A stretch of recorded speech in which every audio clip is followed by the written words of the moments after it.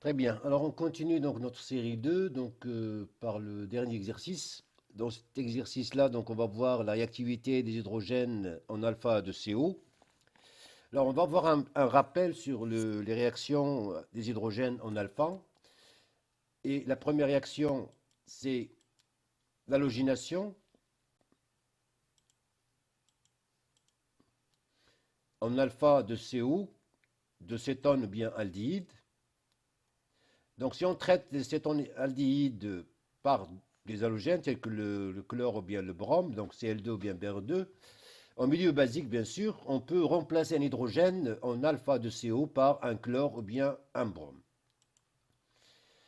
Par exemple là, j'ai une cétone qui possède des hydrogènes en alpha, traité par une base. Donc là, ces hydrogènes, ce sont des hydrogènes qui sont acides, puisque là on a un groupement attracteur, le groupement CO. Donc ces hydrogènes-là, ils sont acides, donc ils peuvent être arrachés par une base. Donc sous l'action d'une base, donc on va arracher un hydrogène en alpha de CO. Donc on va arracher ici un hydrogène. Et on obtient donc un carbanion. Un carbanion, c'est moins. Lorsqu'on le traite avec, par exemple, Br2, eh ben, ce carbanion-là va jouer le rôle d'un nucléophile. Il va jouer le rôle d'un nucléophile qui est très fort, donc il va substituer donc un Br-. Donc on va fixer un brome en alpha de CO. Voilà. Donc là, on a fait une réaction d'halogénation. On a fixé un brome en alpha de CO. Deuxième type de réaction, c'est la réaction d'alkylation. Donc on peut alkyler une cétone. Tout à l'heure, on a vu l'action de Stork qui utilise donc les amines secondaires, donc en passant par une amine. Là, on peut faire une réaction d'alkylation en utilisant une base. Donc en utilisant une base, donc on peut alkyler en alpha de CO. Donc l'hydrogène en alpha, c'est un hydrogène qui est acide, donc il peut être arraché par une base en donnant ainsi la formation d'un carbanion. Donc ce carbanion va réagir sur un halogénure d'alkyle, donc il va faire une substitution nucléophile. Alors voilà le schéma général. Donc là, on part d'une cétone ou bien aldéhyde qui possède en alpha donc un hydrogène. Donc là, on a des hydrogènes en alpha. Donc ces hydrogènes-là peuvent être arrachés par une base. Donc là, on utilise comme base éthé-, l'éthylate. Donc l'éthylate, il va arracher H+ sur ce carbone. Donc on a départ de éthOH et formation d'un carbanion. Alors ce carbanion, c'est un nucléophile.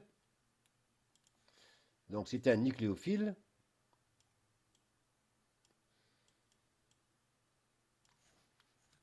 Et bien il va jouer le rôle d'un nucléophile pour substituer X-.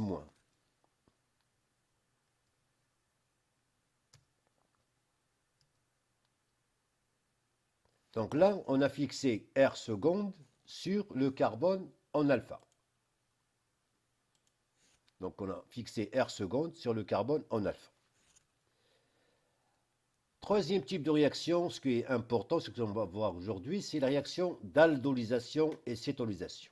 Alors c'est quoi aldolysation et c'est quoi cétolysation?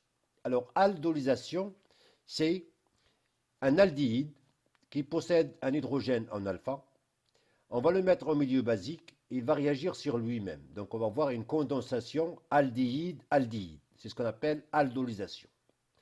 Par contre, si on prend une cétone qui possède hydrogène en alpha et on le met en milieu basique, il va réagir sur lui-même, donc on va l'appeler cétolysation. Donc aldolysation, c'est une condensation basocatalysée, donc on a besoin d'une base d'aldéhyde. Cétolysation, c'est une réaction de condensation cétone-cétone basocatalysée, donc on a besoin d'une base. Très bien. Alors au milieu basique, donc c'est très important, donc on a besoin d'une base. Une cétone ou bien un aldéhyde possédant un hydrogène en alpha. Et ça, c'est très important.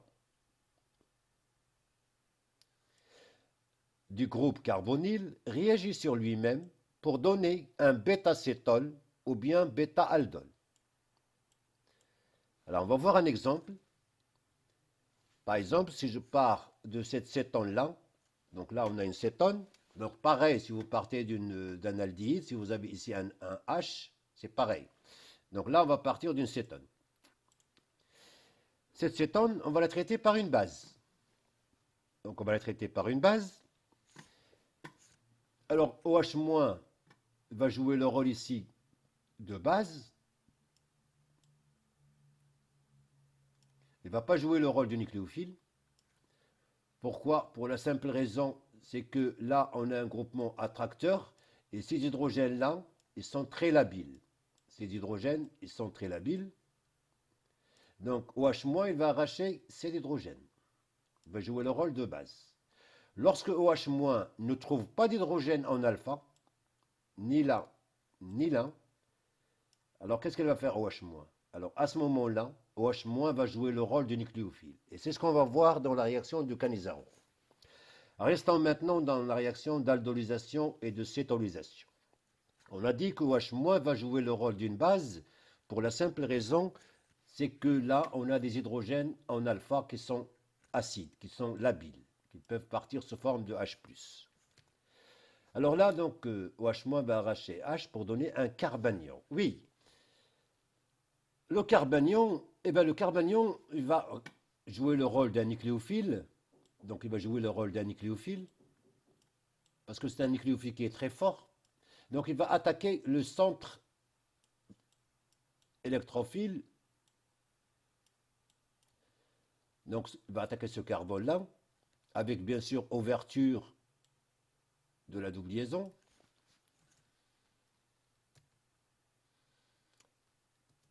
Et l'hydrolyse de ça, donc, ça conduit à un alcool. Un alcool qu'on appelle, puisque là c'est le carbone alpha, et là c'est le carbone bêta. On l'appelle bêta-cétol. Si on a un aldéhyde, ce sera bêta-aldol. D'accord? Donc là, bêta-cétol, ça veut dire cétone, on a une cétone, et on a un ol en bêta. On a une fonction alcool en bêta.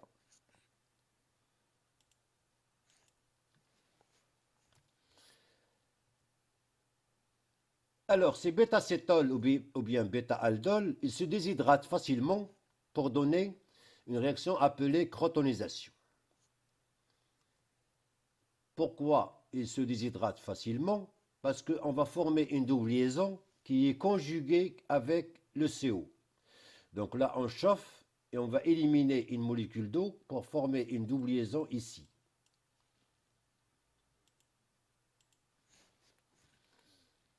Voilà. Donc une double liaison, cette double liaison, il est conjuguée avec le CO. Donc on obtient une cétone, donc on a une cétone, alpha-bêta éthylénique. Ça veut dire que éthylénique, ça veut dire qu'on a une double liaison carbone-carbone en position alpha-bêta, entre le carbone alpha et le carbone bêta. Très bien. Alors, on passe donc à autre chose, c'est que lorsqu'on dit les aldéhydes non énolisables, ça veut dire que ce sont des aldéhydes qui ne possèdent pas d'hydrogène en alpha. D'accord? Donc, aldéhyde non énolisable, ça veut dire ne possède pas d'hydrogène en alpha. Ou bien on dit aussi aldéhyde non aldolysable. Il ne donne pas de réaction d'aldolysation. Donc, s'il ne donne pas une réaction d'aldolisation, qu'est-ce qu'il donne? Eh bien, il donne une réaction qu'on appelle une réaction de Cannizzaro. C'est une réaction de dismutation.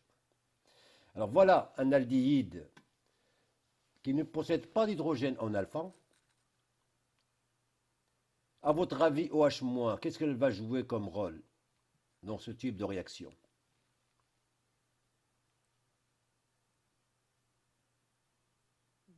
Base. Non. Non. Il n'y a pas d'hydrogène en position alpha. Il n'y a pas d'hydrogène.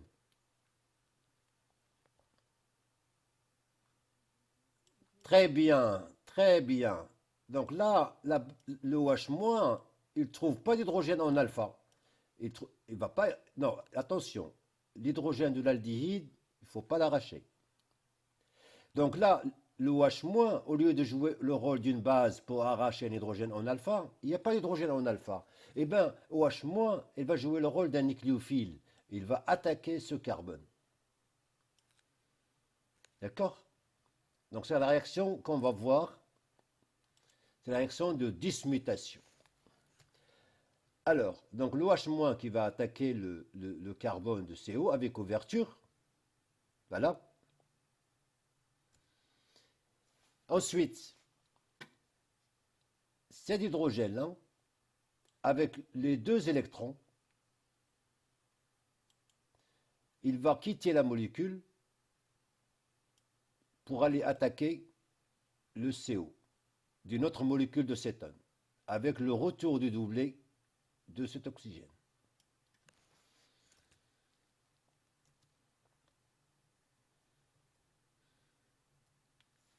Alors, qu'est-ce que ça va donner? Ça va donner deux molécules. La première, c'est l'acide carboxylique. Le retour de doublet là, formation de COOH. Cet hydrogène-là, il a quitté la molécule sous forme de H-. Il a quitté la molécule sous forme de H-. Et hydrure, c'est ce qu'on appelle hydrure, et il a attaqué une deuxième molécule de cétone. Donc, ouverture de cette double liaison, plus ça.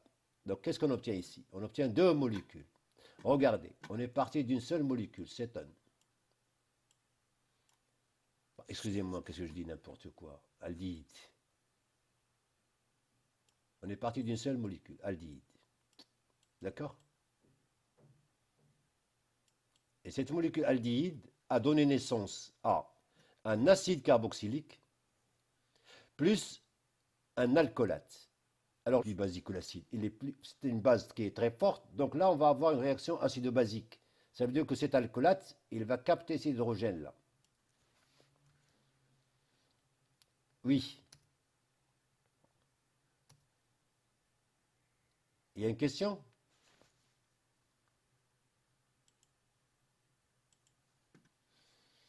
Donc cet ion alcoolate, c'est une base qui est très forte, donc il va réagir avec l'acide carboxylique pour donner une réaction acido-basique simple.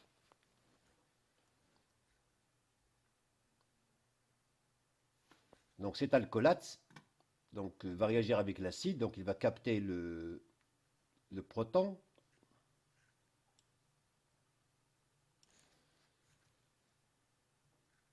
Et il va donner l'ion carboxylate, c'est-à-dire l'acide carboxylique sous forme basique, c'est-à-dire sa forme basique conjuguée, plus l'alcool. Alors là, on a une base faible. Ce n'est pas comme l'alcoolate. L'alcoolate, c'est une base plus forte que le carboxylate. C'est pour cela qu'on obtient cet ion-là, carboxylate, et on obtient l'alcool. Donc on voit que notre aldéhyde, il s'est dismuté. Alors dismutation, ça veut dire quoi une dismutation? Ça veut dire quoi? Ça veut dire que A, un composé A, qui donne deux composés, B plus C. On appelle une réaction de dismutation. Un composé A qui donne naissance à deux composés différents. D'accord? De dismutation d'un aldéhyde non aldolysable, non énolysable. Ça veut dire qu'il ne possède pas d'hydrogène en alpha. Et bien cette réaction-là porte le nom de Cannizzaro. Alors on va passer donc à l'exercice 4. Donc dans cet exercice-là, donc on considère deux isomères A et B de formule brute C5H10O. L'un des isomères, il est optiquement actif. A et B réduisent la liqueur de Filling. A est aldolysable, B non aldolysable. Quel type de réaction peuvent avoir lieu entre le composé A et la liqueur de Filling? Écrire la réaction correspondante. Peut-on remplacer la liqueur de Filling par un autre composé? Deuxième question. Déterminer les structures de A et de B.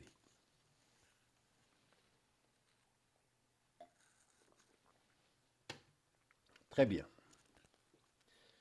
Alors, on va traiter tout d'abord cette partie-là. Qu'est-ce qu'on a comme données? Qu'est-ce qu'on a comme données? Alors, on a une formule brute, tout d'abord. C'est 5H10O, c'est très important. Lorsqu'on a une formule brute, la première chose à faire, c'est de calculer le degré d'insaturation. Ça, c'est une donnée. La deuxième donnée, l'un des isomères est optiquement actif. Très bien. Troisième donnée, A et B réduisent la liqueur de Feeling.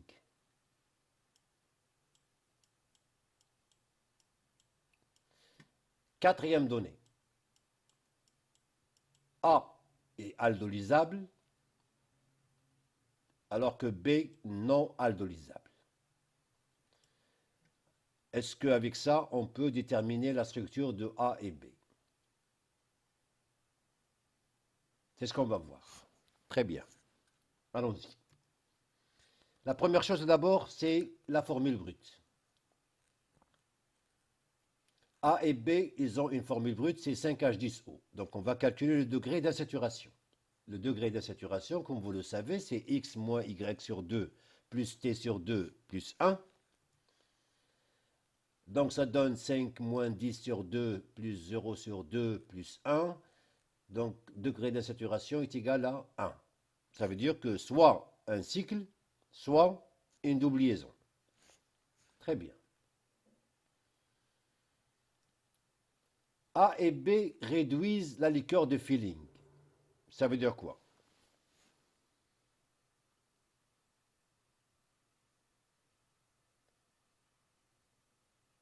Oui?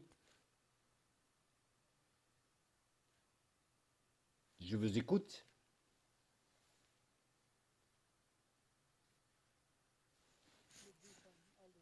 Ça veut dire que A et B, ce sont des aldéhydes. Ça veut dire que A et B, ce sont des aldéhydes. Et qu'est-ce qu'on a dans les aldéhydes qu'on a? On a quoi? On a un C double liaison O. On a un C double liaison O. Dans les aldéhydes, on a un C double liaison O. Ça veut dire qu'on a déjà l'insaturation double liaison. Donc, cycle à éliminer. Donc, le cas du cycle à écarter. D'accord? Très bien. Ensuite, A aldolysable. Ça veut dire quoi? Ça veut dire que A possède un hydrogène en alpha. D'accord? A aldolysable, ça veut dire que A possède un hydrogène en alpha. B est non aldolysable. Ça veut dire quoi? Ça veut dire que B ne possède pas un hydrogène en alpha. Eh bien, on va commencer par trouver tout d'abord la structure de B. Allons-y. A et B, ce sont des aldéhydes. Hein. Donc B, c'est un aldéhyde. Alors, je vais commencer par tout d'abord fonction aldéhyde. C'est très important. Voilà. Ensuite, le composé B ne possède pas d'hydrogène en alpha. Ça veut dire quoi? Ça veut dire que je dois mettre ici carbone, là, carbone, là, carbone, et là, carbone. Est-ce qu'on a consommé les 5 carbones? Oui, on a ces 5. Donc on a 1, 2, 3, 4, 5. On va compléter par les hydrogènes. Donc CH3, CH3 et CH3. Voilà la structure de B. D'accord? Donc on commence par trouver tout d'abord la structure de B parce qu'il est non aldolysable. Ça veut dire qu'il ne possède pas d'hydrogène en alpha. C'est un aldéhyde, puisqu'il réduit la liqueur de Feeling, c'est un aldéhyde, mais il ne porte pas d'hydrogène en alpha. Ça veut dire que là, j'ai un carbone qui est entouré de 3 carbones. Voilà la structure de B. Très bien. Alors, maintenant la structure de A. Comment on va faire? La structure de A, qu'est-ce qu'on sait? On sait que A, c'est un aldéhyde. Voilà, un aldéhyde. Tout d'abord, je commence par l'aldéhyde.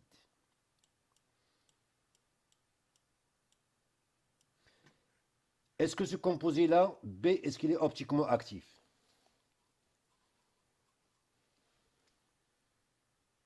Non, il n'est pas optiquement actif parce qu'il n'y a pas de carbone asymétrique là. Donc si B n'est pas optiquement actif, ça veut dire que A, il est optiquement actif. Parce qu'on dit dans l'énoncé de tout à l'heure, on dit que l'un des isomères, il est optiquement actif. L'un des isomères. Donc si ce n'est pas B, eh bien c'est A. Donc là, on va trouver une structure de A qui peut nous donner un carbone asymétrique. Allons-y. Alors, A, il est aldolysable. Tout ce qu'on sait sur A, c'est qu'il est aldolysable. Donc on va s'occuper d'un hydrogène, on doit le mettre, c'est obligatoire. A, il est aldolysable. Voilà le carbone alpha. Donc on va mettre un H ici, obligatoire. Puisque A, il est aldolysable. A, il est aldolysable. A possède un hydrogène en alpha. Très bien. Allons-y. Alors, on veut avoir un carbone asymétrique. Là, il y a 3 carbones. Combien de carbones il nous reste? On a 3 carbones. Combien de carbones il nous reste? Il nous reste 2 carbones. 2. Très bien. Alors, on va mettre un carbone là. Et le 5e, où est-ce qu'on va le mettre? On ne peut pas le mettre là. Si on le met là, on n'a pas de carbone asymétrique. Si on le met là, on n'a pas...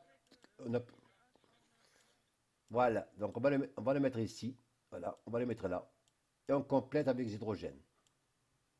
CH3, CH2, et là, CH3. Et là, on a un carbone asymétrique. Et voilà la structure de A. Bon, je vais effacer ça parce que c'est moche. Hein. Je vais effacer ça. Donc voilà la structure de B. Donc B ne possède pas d'hydrogène en alpha. Et B n'est pas optiquement actif. Donc si B n'est pas optiquement actif, ça veut dire que A, il est optiquement actif.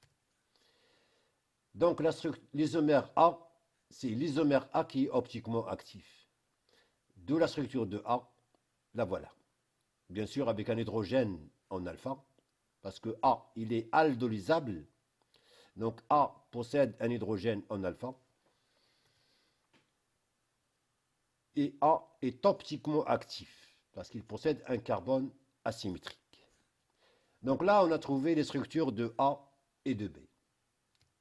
Alors on revient toujours donc aux questions. Donc quel type de réaction peut avoir lieu entre le composé A et la liqueur de Feeling? Alors dans l'énoncé, il y avait une erreur. Le composé F, il n'y a pas de composé F.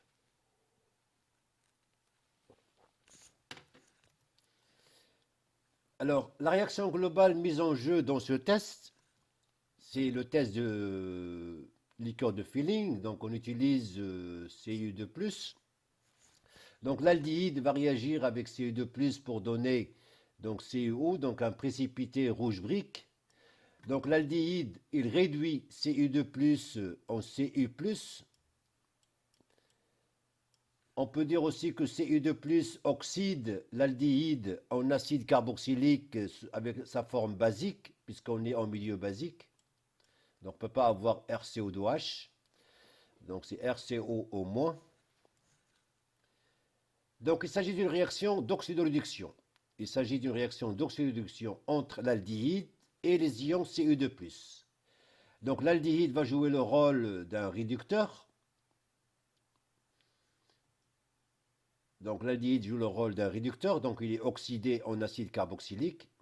Et Cu2+, il va jouer le rôle d'un oxydant, parce qu'il est réduit en Cu+. D'accord? Donc,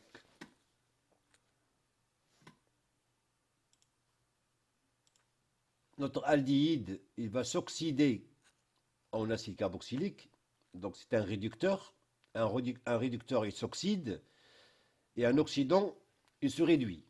Donc, Cu2+, c'est l'oxydant. C'est lui qui va oxyder l'aldéhyde. Donc là, c'est des termes d'oxydoréduction. Très bien. Peut-on remplacer la liqueur de Fehling par un autre test, par un autre composé, si vous voulez?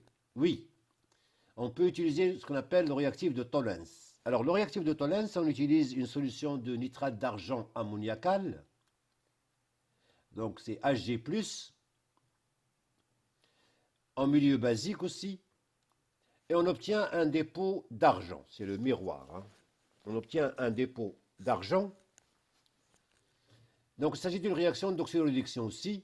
Donc, l'aldéhyde qui réduit Hg+ en Hg, ou bien Hg+ qui oxyde l'aldéhyde en acide carboxylique.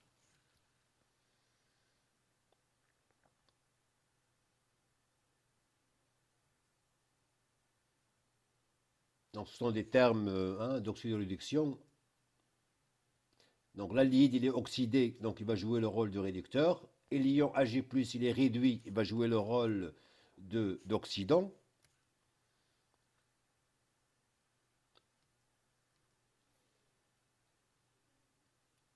Alors, la troisième question, on traite le composé A par NaOH. H chaud, il donne un intermédiaire A1. Ce dernier évolue pour conduire à A3. Quelle est la structure de A1, quelle est la structure de A2, quelle est la structure de A3, etc. Alors, A, c'est quoi? A, c'est un aldéhyde. Très bien. C'est un aldéhyde. Et qu'est-ce qu'il possède, cet aldéhyde? Il possède un hydrogène en alpha. Alors, lorsqu'on traite deux fois un aldéhyde en milieu basique, qu'est-ce qu'on fait comme réaction?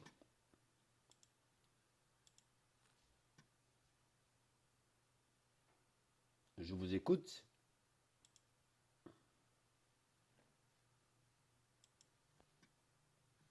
Donc là, A, c'est un aldéhyde. C'est un aldéhyde. Donc, c'est CH3. CH2. CH. CH3.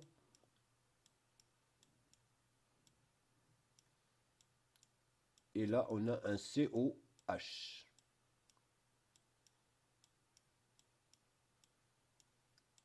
Et on va traiter ça en milieu basique. Alors, qu'est-ce qu'on va voir comme réaction?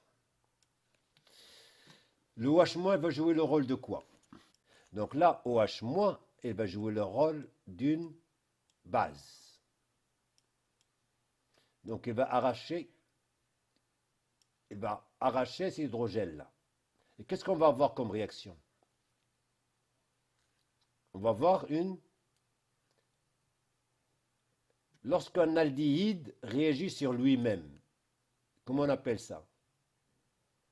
On appelle ça aldolysation.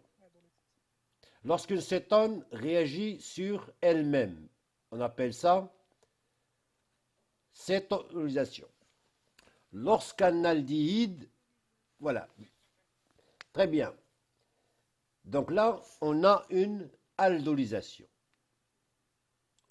Donc lorsqu'on traite une cétone ou bien un aldéhyde en milieu basique avec possibilité d'arracher un hydrogène en alpha, alors là, on aura une condensation.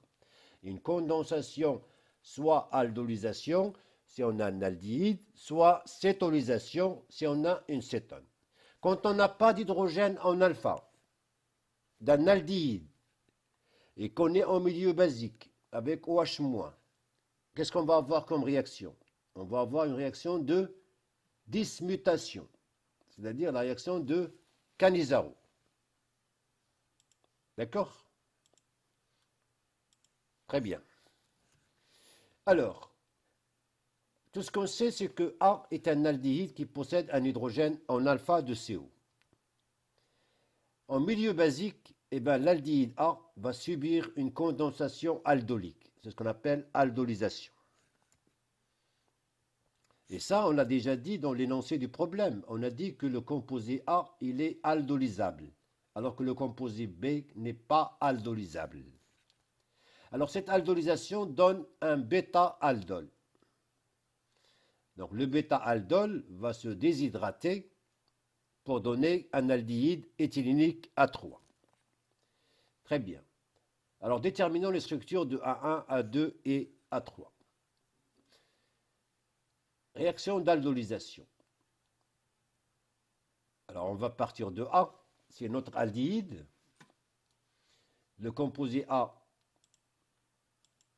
possède un hydrogène en alpha. Donc voilà le carbone alpha. OH-, eh ben, il va jouer le rôle d'une base. Donc il va arracher cet hydrogène.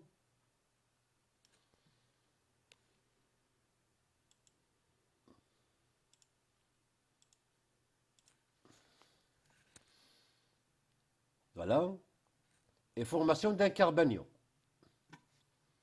Formation d'un carbanion. Ce carbanion, c'est un nucléophile très fort. Eh bien, il va réagir, il va attaquer le carbone d'une autre molécule d'aldéhyde, puisque là, on fait la condensation de 2A. Donc, ce carbanion formé dans cette première étape, eh ben, il va attaquer une autre molécule d'aldéhyde, A. Donc, il va attaquer le carbone, hein, le CO, puisque ce carbone-là, il est déficitaire en électrons. Très bien. Alors, qu'est-ce qu'on va avoir? Eh bien, on va avoir ce composé-là. Alors, l'hydrolyse de ça,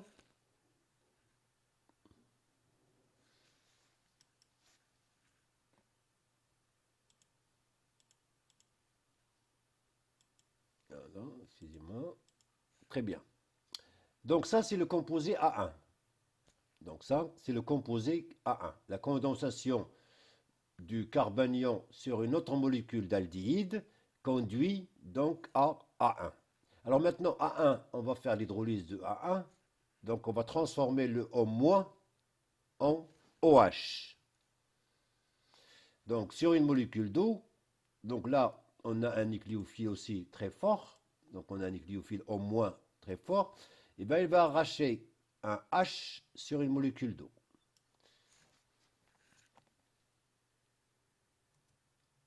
Donc on obtient un bêta-aldol. Donc là on a aldéhyde, on a aldéhyde. Là on a OH en position bêta sur le carbone bêta par rapport à CO de l'aldéhyde. Donc c'est ce qu'on appelle un bêta-aldol. Un bêta-aldol. Alors le bêta-aldol c'est le composé 2. D'accord? Donc c'est le composé, excusez-moi, c'est le composé 2. Voilà. Très bien.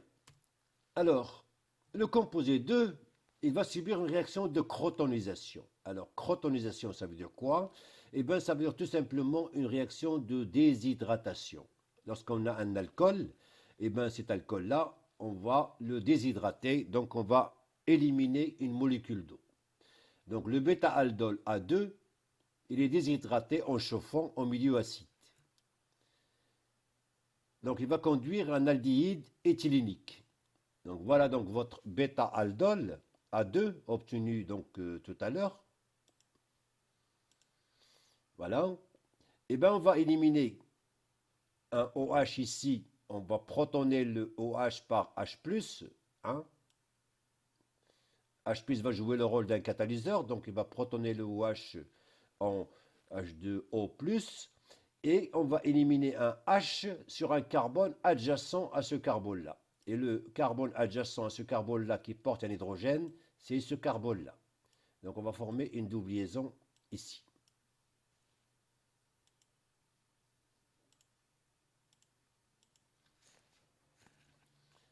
Voilà, donc ça c'est le bêta-aldol qui va se déshydrater pour donner un aldéhyde éthylénique.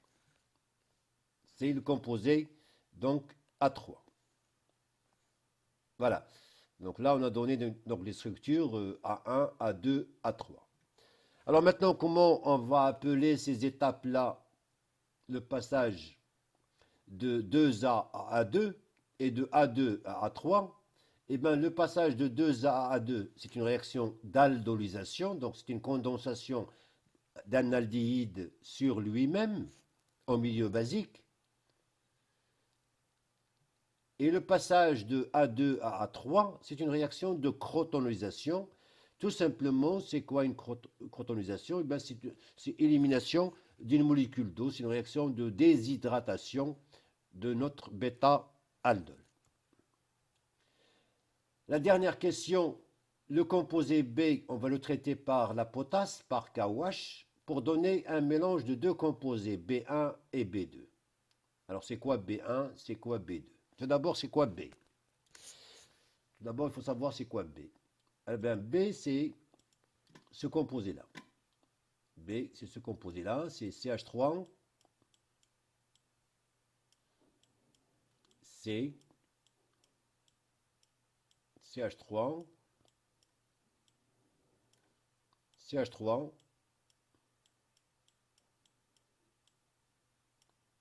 C, O, H.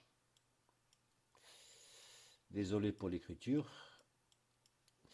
Alors ça, on va le traiter par une base, OH-.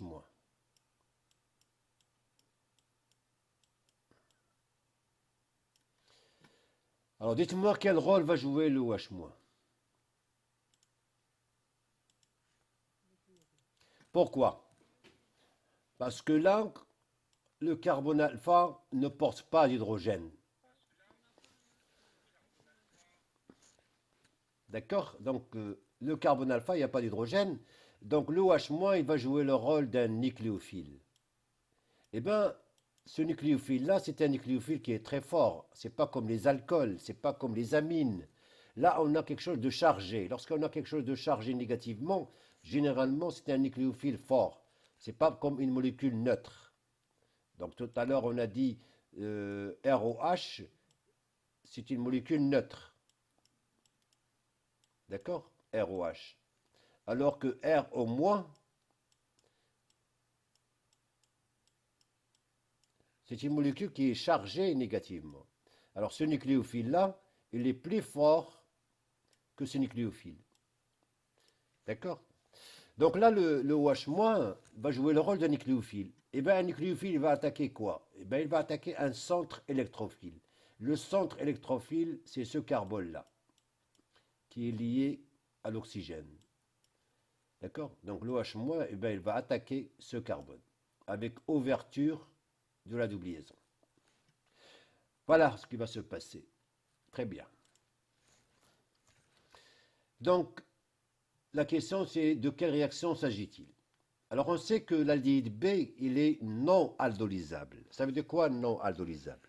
Ça veut dire que B ne possède pas d'hydrogène en alpha. C'est ça ce que ça veut dire non aldolysable. D'accord? Donc, non aldolysable, ça veut dire qu'il ne possède pas d'hydrogène en alpha de CO. Eh bien, s'il ne possède pas d'hydrogène en alpha de CO, c'est un aldéhyde qui va subir une réaction de dismutation. Alors, une réaction de dismutation, ça veut dire un seul composé qui va donner naissance à deux composés différents. Donc, il se dismute. Donc, cette réaction-là est appelée réaction de Cannizzaro. Alors Cannizzaro, il est parti de benzaldéhyde. Alors nous, on ne va pas partir de benzaldéhyde. Donc on va appliquer cette réaction de Cannizzaro sur notre aldéhyde. Donc dans cette réaction-là, donc OH- va jouer le rôle de nucléophile. Il ne va pas jouer le rôle d'une base pour la simple raison qu'il n'y a pas d'hydrogène en alpha qui est labile qu'on peut arracher par cette base. Donc OH- dans ce cas-là, il va jouer le rôle de nucléophile. Donc l'aldéhyde B va jouer deux rôles. L'aldéhyde B va jouer deux rôles, oxydant et réducteur. Alors voilà le bilan de la réaction. Donc ça, ce n'est pas le mécanisme, c'est la réaction globale. D'accord? Donc ça, c'est le bilan.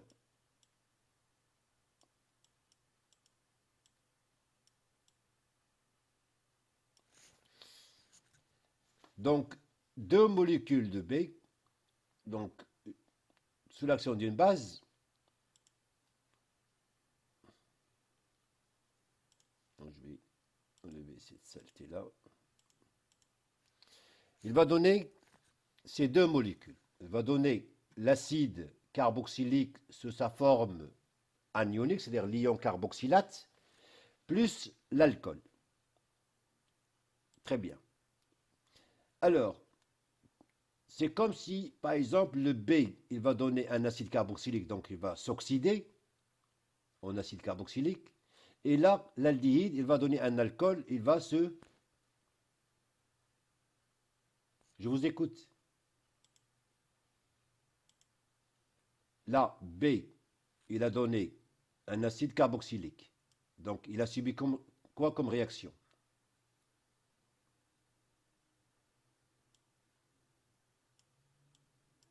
Très bien, très bien. Oxydation.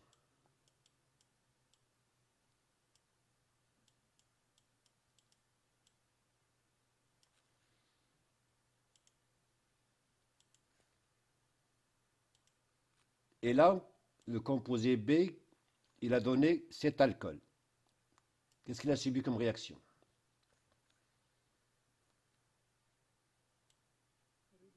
Réduction.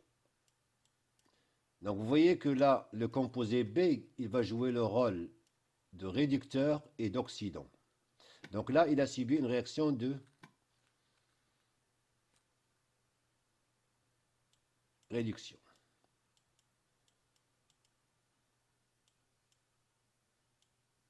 Alors, je vais y arriver. Hein. Très bien. Voilà. Donc là, B, il a joué le rôle de réducteur, donc il s'est oxydé. Et là, il a joué le rôle d'oxydant, il s'est réduit. Donc c'est ça le bilan de la réaction. Il s'oxyde en acide carboxylique, bien sûr sous sa forme basique, et il est réduit en alcool. Hein. Donc il donne deux composés. C'est la réaction de dismutation. Donc cet aldéhyde, il a donné les deux formes, sa forme d'oxydation, acide, et sa forme réduite, alcool. On va effacer ça. Donc l'aldéhyde, il donne l'ion carboxylate plus l'alcool. Donc là, l'aldéhyde, il subit une réaction d'oxydation, et là, il subit une réaction de réduction. Alors maintenant, on va voir le mécanisme. Donc on a dit que le OH-, eh bien le OH-, il va jouer le rôle de nucléophile. C'est normal, puisqu'il n'y a pas d'hydrogène en alpha, eh bien il va venir, il va attaquer ce carbone avec ouverture de la double liaison. Très bien. Alors on forme donc ce composé-là. Ensuite, deuxième étape,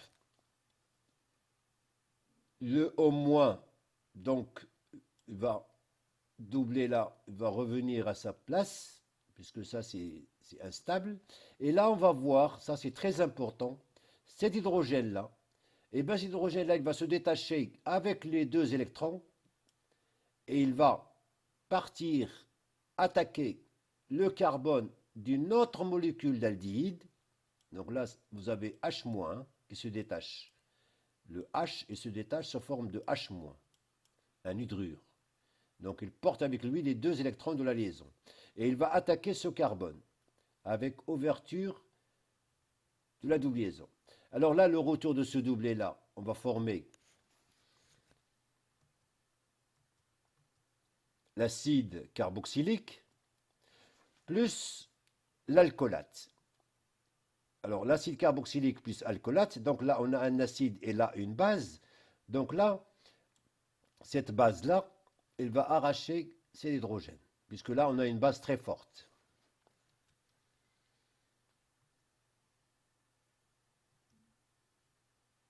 Donc alcoolate, c'est une base très forte, donc une réaction acido-basique qui va donner l'ion carboxylate plus l'alcool. Donc ça, c'est le composé B1 et ça, c'est le composé B2. Alors on termine cette réunion par un résumé des réactions avec cétone et aldéhyde. Alors là, je vais prendre un exemple, soit cétone, soit aldéhyde, mais avec un CH en alpha. Alors, si on ajoute H2O en milieu acide, qu'est-ce qu'on obtient? Alors, je ne sais pas si vous avez fait ces réactions-là, je pense que vous les aviez fait. Hein. Eh bien, on obtient ce qu'on appelle un hydrate. Un hydrate, c'est 2 OH sur le même carbone. Alors, cette réaction-là, c'est une réaction qui est équilibrée. Hein. Donc, ça va dans les deux sens. C'est-à-dire, on obtient l'hydrate, et l'hydrate peut redonner cétone, ou bien aldéhyde. Alors maintenant, si on ajoute un alcool en milieu acide, ça donne un hémiacétal, c'est-à-dire on fixe un seul RO. Et si on fait réagir une autre molécule RO, on obtient un acétal. Alors acétal A, ça veut dire si on part d'un aldéhyde, cétal si on part d'une cétone. Ces réactions aussi sont des réactions qui sont équilibrées, c'est-à-dire on peut former l'acétal et on peut revenir à la fonction cétone ou bien aldéhyde. Alors cette réaction-là, c'est une réaction de protection de la fonction aldéhyde ou bien fonction cétone. L'action d'un organomagnésien, bon, ça donne un alcool, tout dépend de cétone ou bien aldéhyde au départ. L'action de l'acide cyanhydrique, ça donne ce composé-là qu'on peut faire réagir donc avec en milieu aqueux, donc acide. On peut l'hydrolyser pour avoir un acide carboxylique. L'action de PCl5, on remplace le CO par Cl2. La réduction de CO par LiH4 ou bien NaBH4 ou bien H2 nickel, on réduit CO en CHOH, donc en alcool. On peut réduire le CO en CH2, soit la réaction du Clemmensen, soit l'hydrazine en milieu basique. L'action de ANH2, on obtient, si A égale à H, une imine, et si A égale à OH, oxyme. Et la dernière réaction, c'est l'action d'une base sur une cétone ou bien aldéhyde au milieu basique. On obtient un carbanion en position alpha. Voilà. Donc, je vais vous donner ça, je vais vous le partager avec vous si vous voulez sur Teams, ce résumé de réaction. Donc, ainsi prend fin donc, ce corrigé de la série 2.